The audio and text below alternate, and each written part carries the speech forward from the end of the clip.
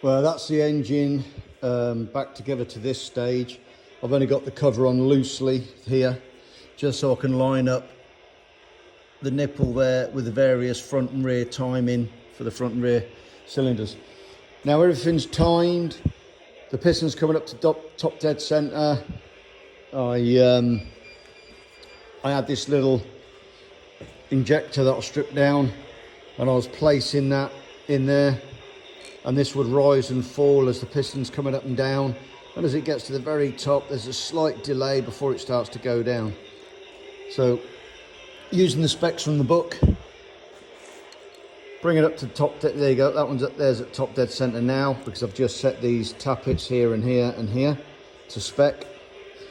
So now I'm going to move on. As I've got it this far, I'm going to put the old spark plugs are there, and they've actually been burning a nice chocolate brown. One of them was a little bit blacker than the others.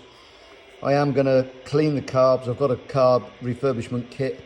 I'm going to airline them all through. I'm going to put them through my ultrasonic cleaner, give them a blast through the airlines, use the refurb kit, completely go through the whole of the carbs, and then I'll balance them to make sure that they're in sync. And then obviously these, you know, after that, the fresh ones wouldn't be burning.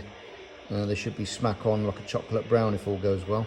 These are the new ones, they're the old ones. I'm going to put the old ones back in the new boxes, and I'm going to keep those as spares because there was actually nothing wrong with these spark plugs, but as I'm doing a restoration.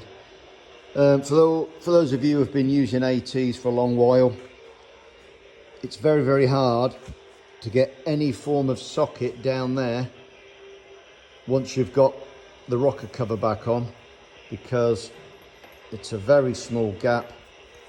This one's been designed, you can get yourself a box spanner, weld something on there, or put a hex down there like they have here and then weld it on, or you can smash the ends in, you know, an old box spanner, and just weld something on. So that goes in there so you can actually get to it okay, because they are a nightmare. This one obviously, spark plug's dead easy to get to, and it's the same on this one here. Easy to get to that spark plug, but again the same applies. Got to use a tool or fabricate something, or just have a very long slender socket to go down in there. So let's get the spark plugs in, and then I'll clean up the rocker covers, then I'll clean up the gaskets, because I haven't bought brand new gaskets. They're in good condition, but I am going to put some gasket sealer along there and on the rocker cover face, just a little bit, to help the old ones sit back in. I didn't have any leaks from them before I stopped using the bike, but as they've sat, you know, they would have decayed a little bit, but we'll see how we get on. They're easy enough to replace if I have to. Some of you might be saying, well, why don't you do it as it's all stripped down? Yeah, I'm just prioritising the different parts that I need. That's a trivial part. It's not going to burst out loads of oil everywhere. Not if you use gasket sealer, etc. And, you know, make sure it's really clean when you put them back on. Right, let's get on with these spark plugs before I bore you all to death.